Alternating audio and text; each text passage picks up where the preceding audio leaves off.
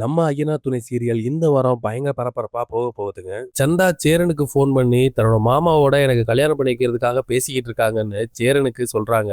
ஆனா அனிஷ் பையா அதெல்லாம் ஒண்ணும் இல்ல, நீங்க எதுவும் கவலைப்படாதீங்கன்னு சேரன்ட்டு சொல்லிடுறாரு. சேரன் சந்தா சொல்றத நம்புறதா இல்ல அனிஷ் சொல்றத நம்புறதான்னு குழப்பத்தோடயே நிக்கிறாரு. இது பத்தாதுன்னு சேரனுக்கு நிலாவுக்கு வாங்கி தந்த ப்ராஜெக்ட்டுக்கு இன்னும் காசு வராம இன்ஜினியர் ஏமாத்திட்டு இருக்காரு.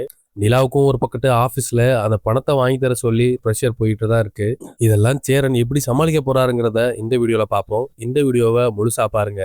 நீங்க சேரன் சந்தா ஒன்னு சேரணும்னு ஆசைப்பட்டீங்கன்னா இந்த வீடியோவை லைக் பண்ணிட்டு இந்த சேனலை சப்ஸ்கிரைப் பண்ணிருங்க. சந்தா சேரன் கிட்ட பேசி முடிச்சதுக்கு அப்புறம் சந்தா சமசோகமா இருக்காங்க. எங்கத்தனா அவங்க மாமாவோட கல்யாணம் பண்ணி வச்சிருவாங்களோன்னு ரொம்ப பயத்தோட இருக்காங்க. சேரன் எப்படி அவங்க மாமா கிட்ட இருந்து தன்னை எப்படி கூட்டிட்டு போவாருங்கிறத பத்தியும் ரொம்ப கவலைப்பட்டுக்கிட்டே தான் இருக்காங்க. அனீஷும் சேரனை ஏதாவது பண்ணிருவாங்களோன்னு பயந்து போய் சேரனுக்கு எந்த உதவியுமே செய்யாம இருக்காரு. சேரன் சந்தாவுக்கு உன்னை உங்க மாமாவோட அப்படிலாம் கல்யாணம் பண்ண விட்டுற மாட்டேன், அப்படி கல்யாண ஏற்பாடு பண்ணாங்கன்னா உன்னை அங்கேருந்து அழைச்சிட்டு வந்துருவேன், நீ எதுவும் கவலைப்படாதுன்னு சந்தாவுக்கு தைரியம் கொடுத்தாலும் மனசளவுல பதட்டமாயி போய் தான் இருக்காரு. சந்தா அவங்க வீட்டுல ஏற்பாடு பண்ணிக்கிட்டு கல்யாண விஷயத்த நம்ம வீட்டுல எல்லாத்தையும் சொல்லுவோமா வேணாமான்னு சேரன் ரொம்ப குழப்பத்தோட இருக்காரு. ஏற்கனவே ராமேஸ்வரத்துல நடந்த விஷயத்தை பத்தி சொன்னா கண்டிப்பா எல்லாருமே பதட்டப்பட்டு போவாங்க.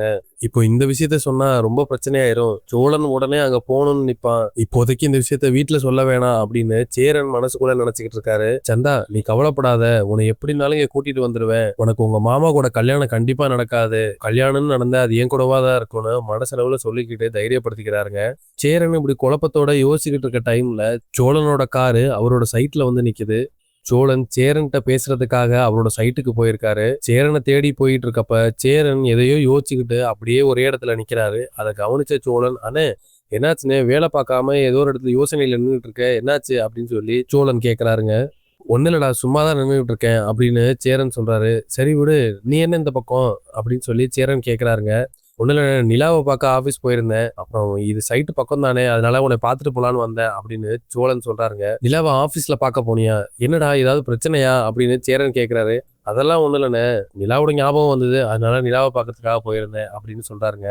அதுக்கு சேரன், டே சோழா உங்க ரெண்டு பேரும் இப்படி பாக்குறதுக்கு ரொம்ப சந்தோஷமா இருக்குடா, எங்க நிலா உன் கூட சேரவே சேராதோன்னு நினைச்சுக்கிட்டோம், ஆனா இப்ப நீங்க ரெண்டு பேரும் பிரியவே மாட்டீங்க, நிலாவும் உன் மேல அவ்வளவு பாசமா இருக்கு, நீங்க ரெண்டு பேரும் இவ்வளவு அந்யோன்யமா இருக்கிறது எங்க எல்லாருக்குமே ரொம்ப சந்தோஷமா இருக்குடா, ரெண்டு பேரும் கடைசி வரையும் எந்த பிரச்சனையும் இல்லாம இதே மாதிரி இருங்க அப்படின்னு சேரன் சொல்றாருங்க. அதுக்கு சோழன், அதெல்லாம் இருப்போம்னே, நான் உங்ககிட்ட ஒரு விஷயம் பேசுறதுக்காக தான் வந்தேன் அப்படின்னு சொல்லி சொல்றாருங்க.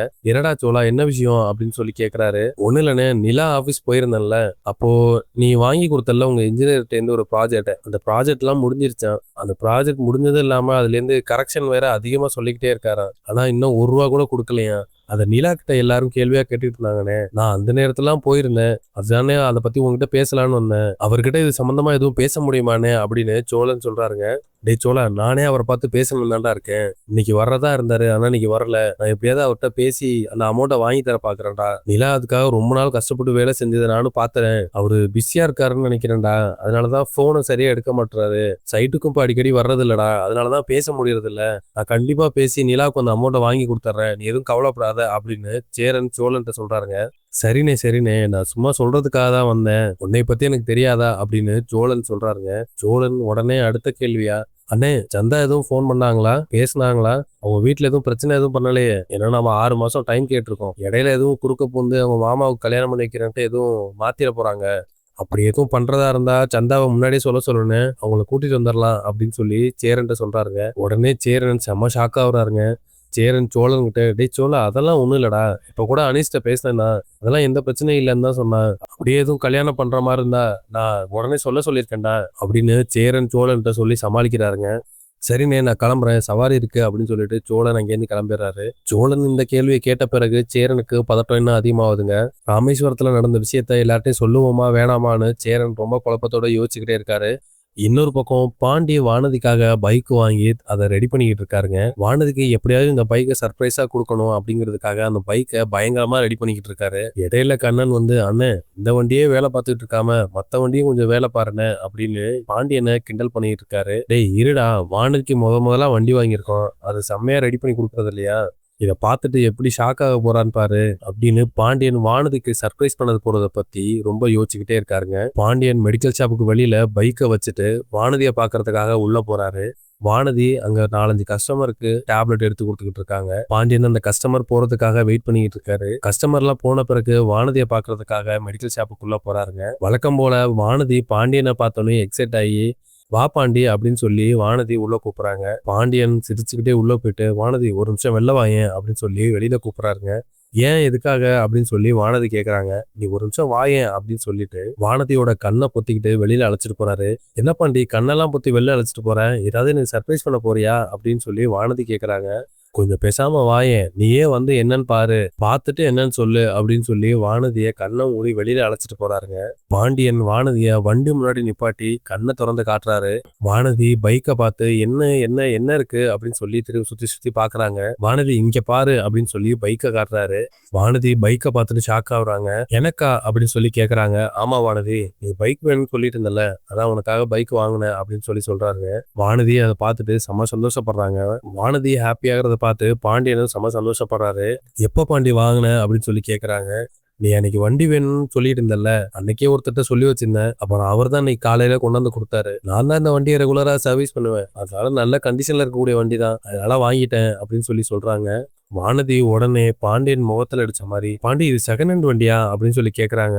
ஆமா வானதி, செகண்ட் ஹேண்ட் வண்டி தான், ஆனா நல்ல கண்டிஷன்ல இருக்க வண்டி தான் வானதி, நான் எல்லாத்தையும் செக் பண்ணி தான் பார்த்து தான் வாங்கினேன், நல்லா இருக்கும் வானதி ஓட்ட அப்படின்னு வானதி கிட்ட சொல்றாங்க.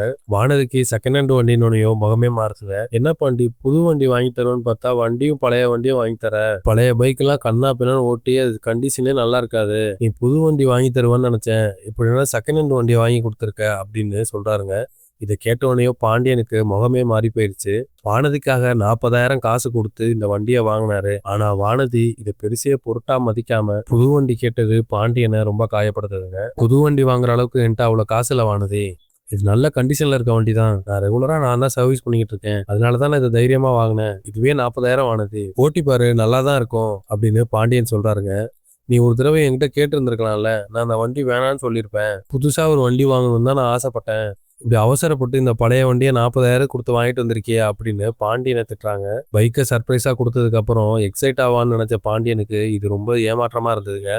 வானதி இப்படி பேசுவாங்கன்னு பாண்டியன் கொஞ்சம் கூட எதிர்பார்க்கவே இல்லை.